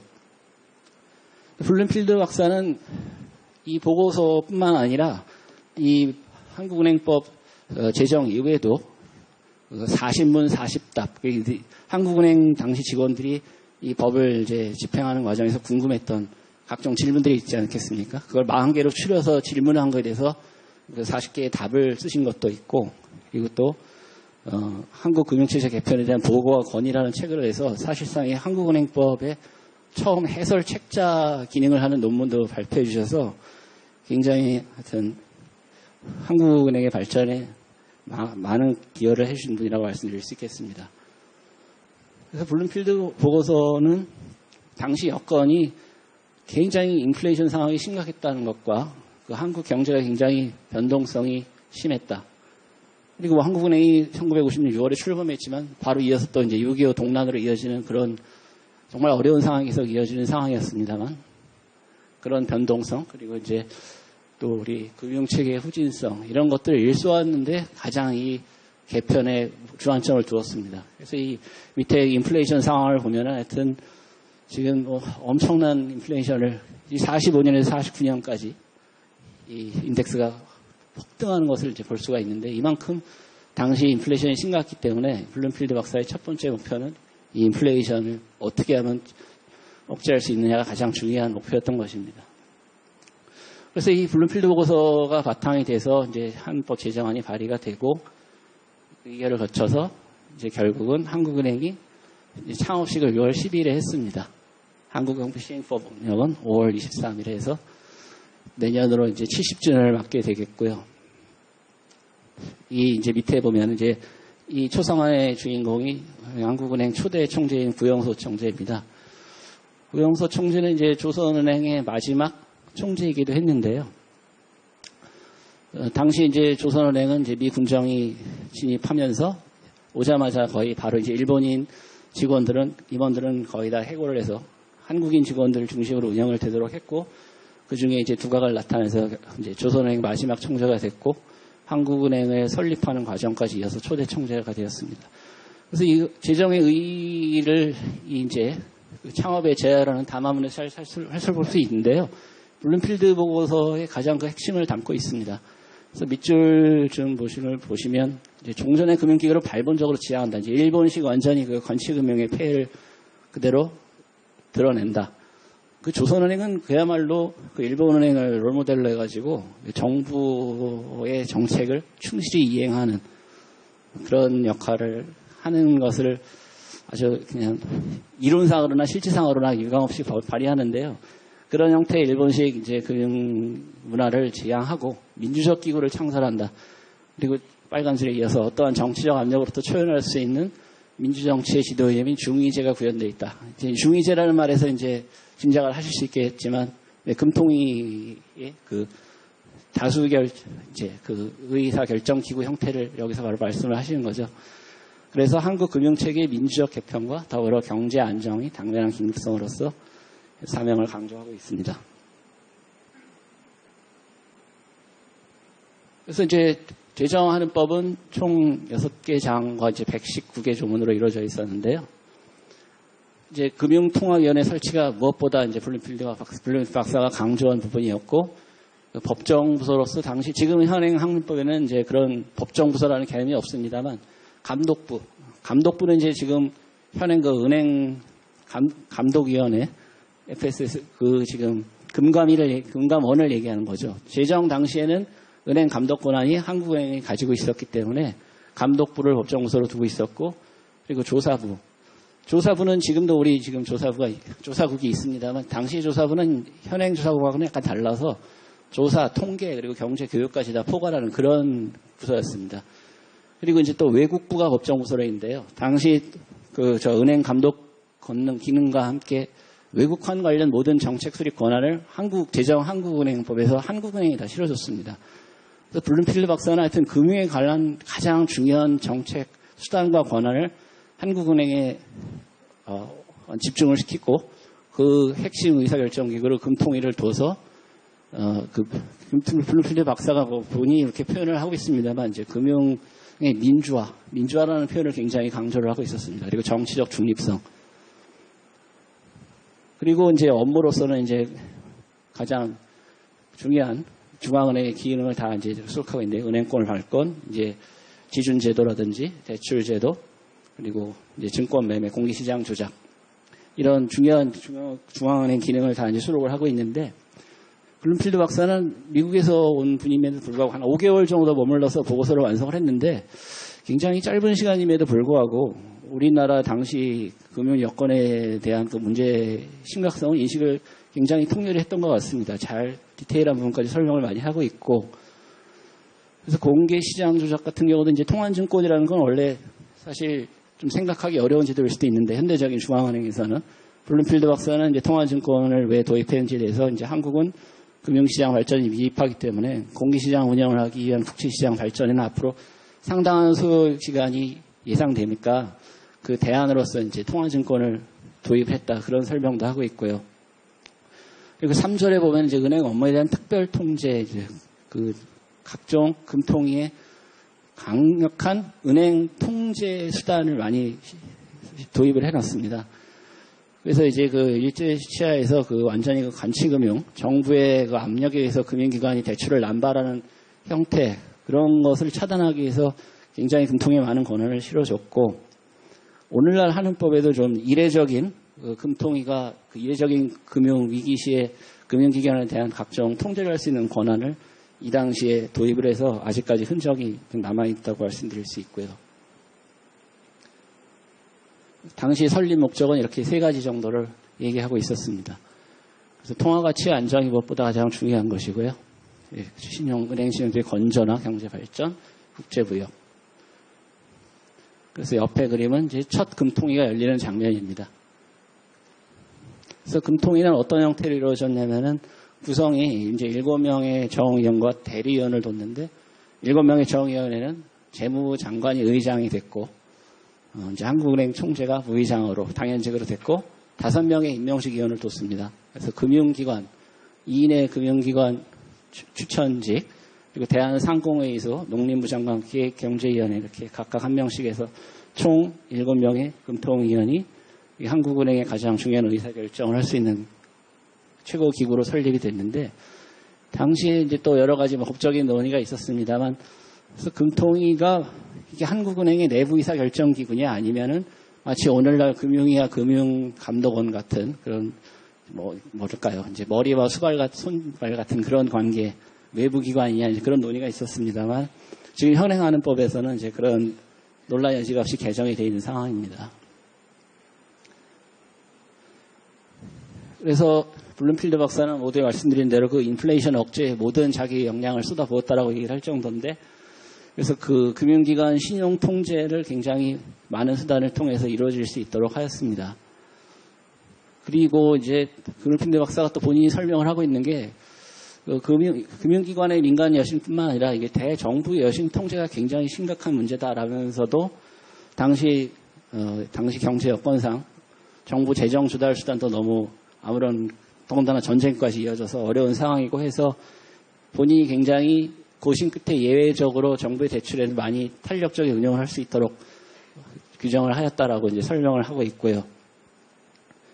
그리고 기타 이제 상황에서 보면은 이제 조선환금은행을 합병을 하는데 조선환금은행이라는 거는 미 군정이 들어오면서 일본이 가지고 있던 외화자금을 취급하기 위해서 미 군정이 설립했던 외국환 거래은행인데요. 이 은행을 합병을 해서 이제 한국은행 외국부로 편입이 돼서 이제 외환 관련 정책도 당시 제정하는 법에서 모두 다 총괄할 수 있도록 만들었습니다. 그리고 이제 이전에 그 조선은행이나 구한국은행이나 다 민간과의 거래가 어느 정도 있었는데 그 상업은행 업무를 완전히 분리해서 일반 개인 또는 법인과는 이제 거래를 원칙적으로 금지하는 형태로 체계를 마련하였습니다. 이렇게 해서 이제 한국은행법 제정 과정과 그 중요한 블룸필드 보고서의 내용을 간략히 살펴봤고요. 이어서 이제 그럼 한국은행법, 현행 한국은행법까지 어떤 과정을 통해서 법이 개정되어 왔나? 이제 한은법 개정의 역사를 이제 간략하게 살펴보려고 하는데요. 보시다시피 한은법 총 11차례 개정이 됐습니다. 근데 이제 가장 이제 중요한 개정 사항들을 담고 있었던 걸 이제 파란색으로 표시를 한 건데요. 1962년 제1차 개정이 상당히 중요한 내용을 많이 담고 있었습니다만 그 방향성은 안타깝게도 이제 전후 경제 그 복구 경쟁으로부터 복구한 거 이제 경제 성장을 위해서 철저히 정부 주도의 경제 정책 수립의 보조자가 되는 그 산업 발전을 위해서 이제 통화 정책이 따라가줘야 되는 그런 구도하에서 만들어진 법이 됐고요. 그래서 사실 제정하는 법의 그 정신과는 많은 다른 방향으로 개정된 게 1차 개정이었고요. 그리고 이제 6차 개정이 97년도 이제 개정인데 이 97년 6차 개정이 오늘 현행 한은법의 기본 골격을 다 모두 가지고 있다고 보시면 되는 중요한 개정 사항이었습니다. 이 당시는 이제 사실 87년 이제 민주화 그 바람에서 처음에 시작됐던 이제 한은법 개정 운동이 상당한 오랜 기간 동안 거의 10년 동안 또 이렇게 진행이 돼서 결국 12월 30일에 개정이 됐는데 이때는 뭐 나름대로 또 이제 슬픈 IMF 구제금융을 받는 상황에서 어쩔 수 없이 또 금융감독 권한이 분리되는 그 약정을 지켜야만 했던 배경에서 이루어진 개정이었습니다. 그리고 이제 2003년의 7차 개정과 이제 8차 개정은 이제 오늘날의 한국은행법의 모습을 갖춰주기까지 또 이제 한국은행의 독립성과 그 자주성이 강화되는 그 기능이 좀 더 확대되는 그런 방향의 내용이 개정되었고요. 그럼 이제 간단하게 이제 내용들을 좀 살펴보겠습니다. 그래서 말씀드린 대로 1차 개정이 1962년에 이루어졌습니다만 이제 50년 개정이 12년 만에 개정이 됐는데 사실 그 이전 50년대에서 이미 재무부에서는 한은법 개정을 시도를 했었습니다. 1956년에 정부가 재무부 안에서 한은법을 상당히 많이 뜯어고치는 개정 시도를 했었습니다. 그 핵심은 결국 이 62년의 1차 개정의 바탕이 됐던 내용을 모두 다 담고 있었던 게 당시 56년 개정안인데요. 한마디로 이제 정부 주도의 경제 성장, 경제 정책을 수립하겠다는 내용이었는데, 당시에 이제 제2대 우리 김유택 하는 총재가 당시에 결국 성명서를 발표하고 사임을 하면서 개정 시도가 좌절됐던 또 그런 역사가 있었습니다. 그 김유택 총재가 사임한 이후에도 정부는 그런 방향성의 개정안을 끊임없이 계속 만들어 왔고요. 결국은 그래서 62년에 개정이 됐는데, 당시 62년은 이제 4.19 혁명 이후에 5.16 이제 군사정변으로 국가재건 최고회의가 이제 이 법을 통과시켰던 그런 상황입니다. 이제 알고 계시겠지만 국가재건 최고회의는 그 당시 입법행정사법 권한을 모두 가지고 있었던 초헌법적인 기관인데요. 그래서 뭐 다 우리 이제 역사이긴 합니다만, 그래서 저 우표를 뭐 집어넣은 것도 정부 주도의 이제 경제 개발을 위해서 중앙은행의 독립성이 이제 크게 후퇴되는 그런 방향성의 개정이었던 겁니다. 주요 내용 보시면 금통위원 이제 명칭이 금융통화 운영위원회로 바뀌면서 외환 정책을 이제 재무부로 완전히 이관을 했습니다. 그래서 이제 기능은 통화신용 정책으로 축소가 됐고, 금통위 구성을 보면 이제 정부 측 위원이 2명이 늘어나게 되고, 상공회의소 추천이 상공부 장관으로 바뀌고, 그리고 당시 이제 금융기관 선출 2인이 있었는데, 당시에 이제 아까 말씀드린 대로 블룸필드 박사가 처음에 한은법 제정안과 함께 만들었던 은행법이 시행이 1954년까지 미루어집니다. 그것도 역시 이제 재무부에서 여러 가지 이유를 들어서 반대를 했던 이유인데, 물론 당시에 이제 은행 주식이 전부 다 이제 당시에는 이제 정부에게 귀속돼 있었거든요. 일제 해방 이후로 그런 상황이었는데, 그런 등등의 이유로 계속 은행 감독 권한을 놓고 있지를 않다가 그런 맥락이 있었습니다. 그런 맥락에서 금융기관 선출인도 사실상 정부의 이제 그늘 밑에 있었기 때문에 금통위 이제 운영은 사실상 이제 정부의 의중대로 움직일 수 있는 뭐 확실한 수단이 마련됐다고 볼 수 있고요. 그리고 이제 기타는 이제 재무부 장관의 제의요구권, 이제 지금 현행 한은법에도 이제 남아 있습니다만, 정부가 이제 한은의 통화신용 정책에 관여할 수 있는 수단을 엄청나게 많이 만들었다고 볼 수 있는 그런 개정이었습니다. 그리고 총재 임명에도 이제 없었던 재무부 장관 제청 권한을 집어넣고, 그리고 감사 역시 재무부 장관이 임명하는 틀로 바꿨고요. 그 이전에는 전부 다 이제 금통위가 자체적으로 임명하는 틀이었습니다만, 그리고 기타 사항에 보면 이제 재무부 장관의 업무 감사권을 이제 또 신설을 했습니다. 이제.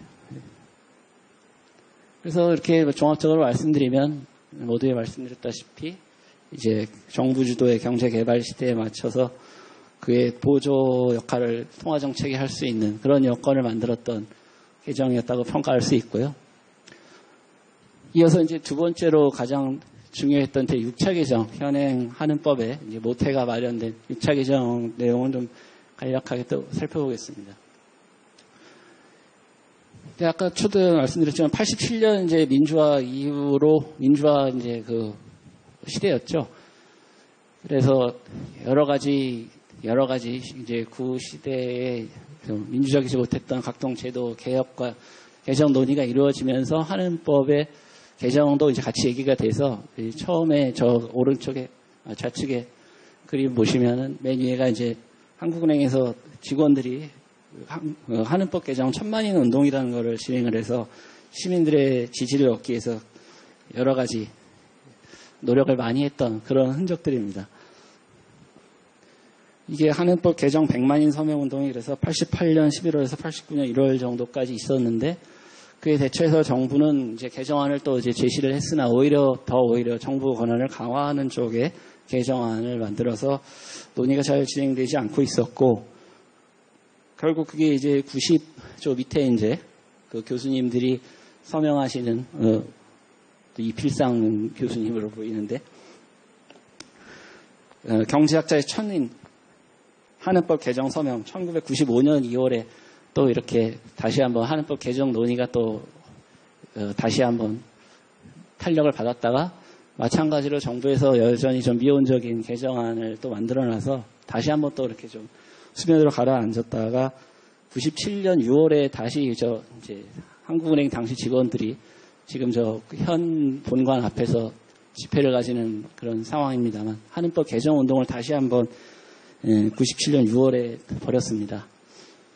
근데 안타깝게도 당시 사정이 이제 IMF 구제금융 체제로 넘어가게 되고 IMF 양해 각서에 이제 금융 관련 13개 법률안을 당시 97년 말까지 개정하기로 이제 협약이 이루어져서 그 상황이 이제 실렸던 기사가 이제 맨 아래에 있는 사진인데요.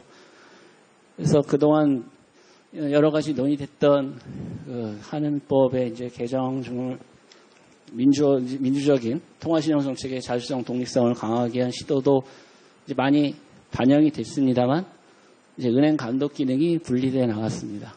사실 이 중앙은행과 은행 감독 기능은 굉장히 뗄 수 없는 이제 밀접한 기능이기도 한데요. 더군다나 최근에 이제 글로벌 금융위기 이후에는 중앙은행이 상당히 이제 금융 감독 기능을 다시 좀 강화하고 있는 그런 추세도 있습니다만 어쨌든 1997년 법 개정으로 인해서 이제 금융감독원이 분리가 되게 됐습니다.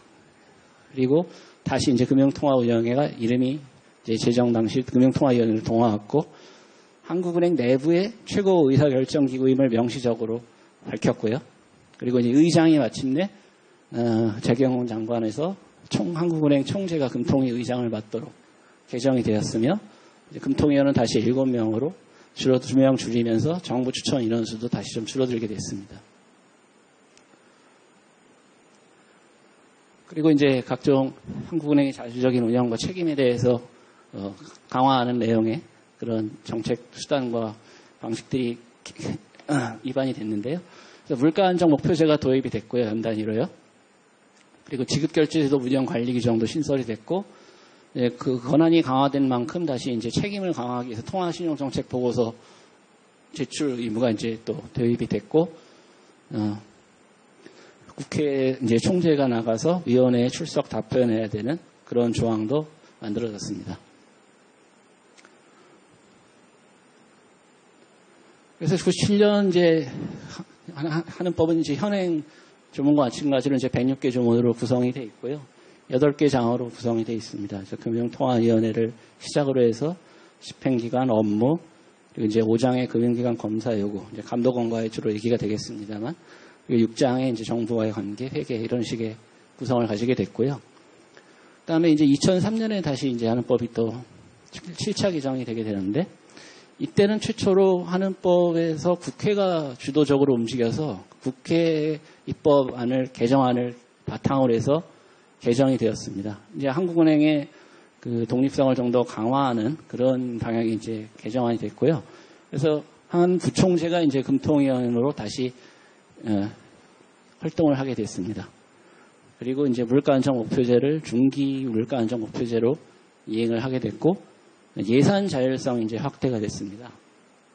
이제 제정하는법에는 예산도 이제 독자적으로 금통위가 의결을 하게 돼 있었는데 아까 살펴보신 대로 1차 개정 시에 이제 재경원 장관의 승인을 받도록 돼 있어 바뀌면서 이번 이제 2003년 개정 때 일부 예산 급여성 경비 예산 그건 인건비 얘기인데요. 그 예산을 제외하고는 정책 예산은 한국은행이 스스로 수립해서 집행할 수 있도록 바꿨습니다.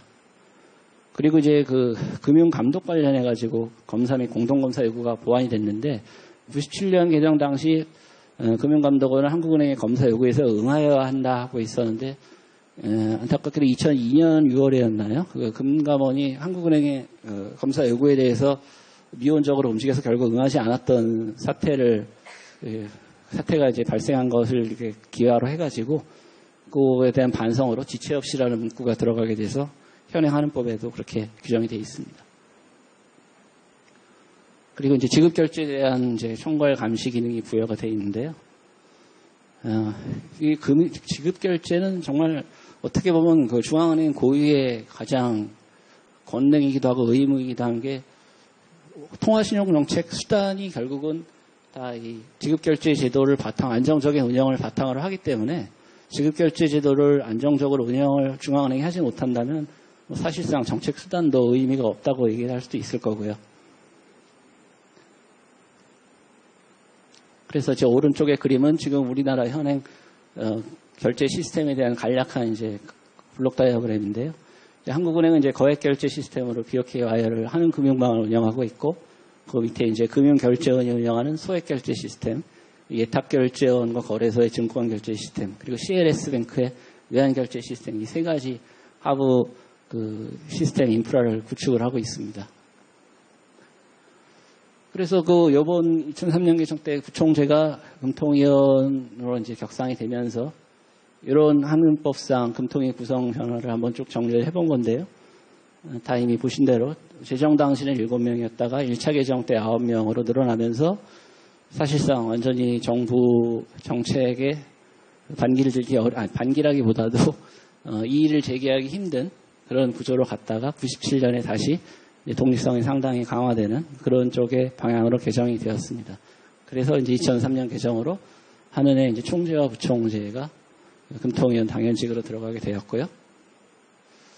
근데 이제 다른 나라 사례를 좀 참고로 살펴보면 미 연준은 지금 이렇게 돼 있습니다. 이제 연준은 7명의 이사, 그리고 공개시장, 연방 공개시장 조작위원회는 12명으로 구성이 되어 있는데 미 연준 그 이사회의 7명과 뉴욕 연준 총재, 그리고 각각 일정한 룰에서 로테이션으로서 해서 4명씩 돌아오게 되는 지역 연준 총재들 총 12명으로 연방 공개시장위원회를 운영을 하게 되어 있고요. 지금 그 연준 이사들의 그 임기를 보시면 14년입니다. 상원의 동의로 대통령이 임명하게 되어 있는데 요즘 뭐 제롬 파웰 연준 이사장이 임기 4년을 가지고 지금 뭐 트럼프 대통령과 충돌을 빚고 있는 것처럼 보이는데 그 연준 제도 의장과 부의장은 저 이사 중에 다시 또 상원의 동의를 얻어서 대통령이 임명을 하고요. 임기는 4년씩으로 운영이 되고 있습니다. 그리고 유럽 이제 ECB 같은 경우는 뭐 ECB는 뭐 아시다시피 지금 그 유로존 회원 국가들 중앙은행 총재들이 그 다시 이제 구성원으로 되게 돼 있는데요. 그래서 회원국 중앙은행 총재 19명이 일단 거버닝 카운슬 총 25명, 19명에다가 이제 ECB 집행위원회 그 6명의 그 구성원을 포함해서 25명이 이제 운영을 하게 돼 있고, 여기도 임기가 상당히 깁니다. 그래서 이제 집행이사회의 임기는 8년, 중앙 19개는 5년 이상씩으로 규정을 하도록 그 TFEU라고 그 헌법적인 효력을 가지고 있는 그 EU존 그 운영을 위한 조약에서 규정을 하고 있습니다. 그래서 이게 기본적으로 다 보시면은 5년 이상은 돼야 결국은 이게 정책의 그 통화신용 정책의 안정적인 수립과 집행, 그 장기적인 그 운영을 위해서 이렇게 하고 있는 건데, 지금 현행 우리 한국은행법상으로는 총재는 임기가 4년이고 부총재는 3년입니다만 최근에 그 임기를 각각 1년씩 늘리는 개정안, 한은법 개정안이 지금 발의돼서 계류 중이기도 합니다. 그리고 영란은행은 이제 9명의 멤버를 가지고, 총재는 8년 임기가, 부총재는 3명을 두고 있고요. 총재, 부총재는 이제 국왕이 임명하는 형태로 되어 있고, 내부위원은 이제 그 치프 이코노미스트입니다. 이제 조사국장 정도라고 생각하면, 물론 우리 한국은행 조사국장보다는 조금 이상이 다릅니다만 3년으로 여긴 좀 짧게 임기를 두고 있고, 여기는 이제 외부위원을 비상근직으로 두고 있습니다. 그리고 일본의 정책위원회는 9명, 임기 5년씩으로 심의원 6명, 거기에 총재, 부총재 2명, 그래서 내각이 임명하는 그런 형태로 운영을 하고 있고요. 최근에 그래서 2011년에 또 개정이 하는 법이 또 있었는데, 이제 뭐 사진에 보셔서 아시겠지만 이제 바로 이제 글로벌 금융위기의 단초가 되었던 이 2008년 리만 사태, 9월에 발생했던 리만 사태를 계기로 이제 금융 안정에 대한 중앙은행의 그 책무를 강화하는 쪽의 방향이 결국 이렇게 목적 조항에 금융 안정을 추가하는 형태로 개정이 하게 되었습니다. 지금 현행 한은법에는 이제 목적 조항에 금융 안정을 추가하는 그 조문이 금융 안정에 유의해야 한다라는 형태로 그 1조 2항에 이렇게 약간 뭐랄까요, 정면으로 다룬다기보다는 약간 좀 약한 의미처럼 되어 있는데, 하여튼 그 금융 안정은 아까도 말씀드렸지만 지급결제 시스템하고 마찬가지로 통화신용정책의 그 작동 메커니즘을 위해서는 금융 시스템이 안정적으로 운영을 반드시 그 불가피한 전제를 하고 있기 때문에 그 중앙은행 고유의 책무로 볼 수밖에 없는 상황이고, 그리고 글로벌 금융기구의 각국 중앙은행은 이제 금융 감독권을 다 강화하고 있는 것이 지금 이미 강화된 것이 대세입니다. 그리고 이제 그 금융안정 책무를 추가하면서 거의 또 상응해서 책임성과 투명성을 강화하기 위해서 금안 보고서를 제출을 하게 됐고, 금통위 의결서 이제 국회 제출 조항도 신설을 했고요. 그리고 이제 긴급 유동성 지원제도 이제 그야말로 최종 대부자 기능을 강화하는 그런 개정이 있었습니다. 그래서 긴급 여신 및 영리 여신 조건도 완화됐고 일시 결제자금 부족 지원 규정도 신설이 됐습니다. 그리고 지준도 개선이 됐고 이제 화폐 쪽도 약간 개정 사항이 있었고요. 그리고 2012년 개정, 2016년 개정 이렇게 개정 사항들이 조금씩 있었는데 2012년에는 이제 총재 임명시 인사청문 제도가 도입이 됐고요. 그리고 이제 화폐 단위 조항이 이때 이제 신설이 됐습니다. 그래서 요즘 세간에 말이 많이 되는 리디노미네이션 논의에서 이 조항이 이제 새로 이제 관심을 많이 끌게 됐고요.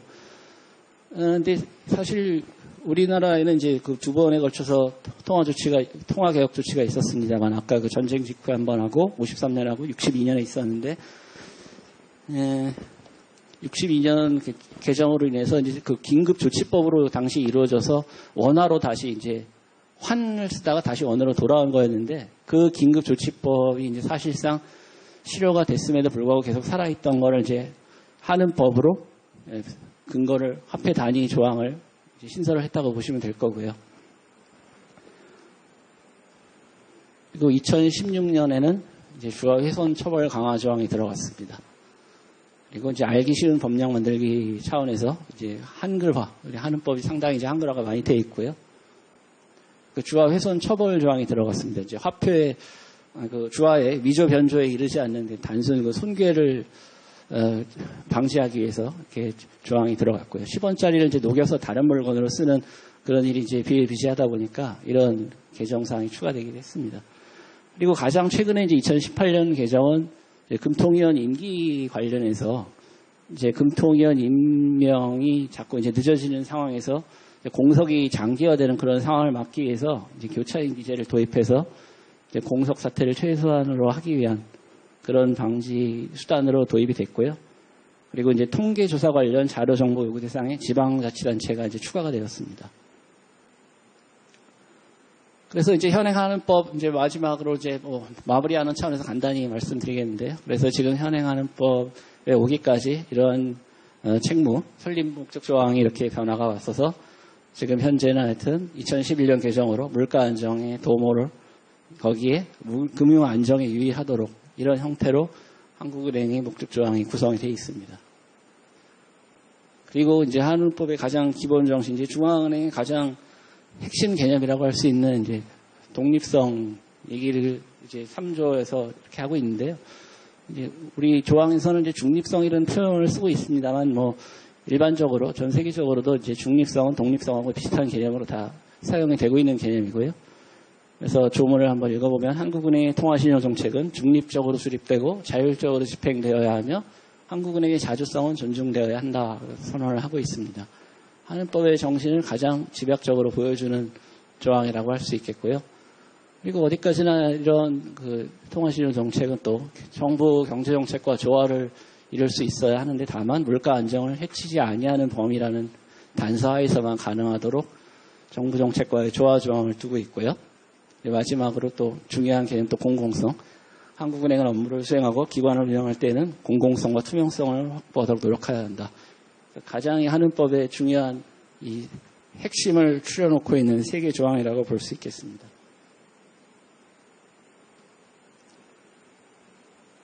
그래서 지금 현행 한국은행은 이러한 형태로 1조의 목적 조항에서 안정과 금융 안정 그리고 법적인 형태는 이제 무자본 특수법인 형태로 운영을 하고 있고요. 이거는 62년 1차 개정 때 그렇게 개정이 됐던 사항이고요. 정책 결정기관으로 금융통화위원회를 두고 있고 집행기관으로 이제 총재이하 임직원을 두고 있고요. 감사기관은 감사가 이렇게 통할하도록 되어 있습니다. 이제 뭐 다 이제 잘 여기 알고 계시겠지만 이렇게 여러 가지 굉장히 기능을 수행하고 있습니다. 그래서 가장 뭐 고전적이고 전통적인 한국 화폐 발행, 그리고 이제 가장 중요한 통화신용 정책, 금융 시스템 안정을 위한 업무 수행, 여수신, 국고, 지급 결제, 이제 외국환 업무. 외국환 업무는 이제 기본적인 외환 정책 권한은 그 1차 개정 때 기재부로 넘어간 이후로 이제 중요한 업무는 기재부의 위탁을 받아서 이제 위임과 위탁 형태로 한국은행이 수행을 많이 하고 있고요. 그리고 이제 경제조사연구 및 통계 업무를 수행하며 국제협력 및 교류도 중요한 창구가 되고 있습니다.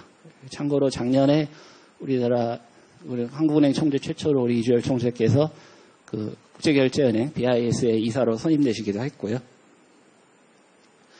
그래서 오늘 강의는 이 정도로 이제 마무리를 지으려고 합니다. 쭉 이렇게 우리나라 한국은행 중앙은행 제도의 시작에서 발전 과정을 쭉 살펴보셨고요.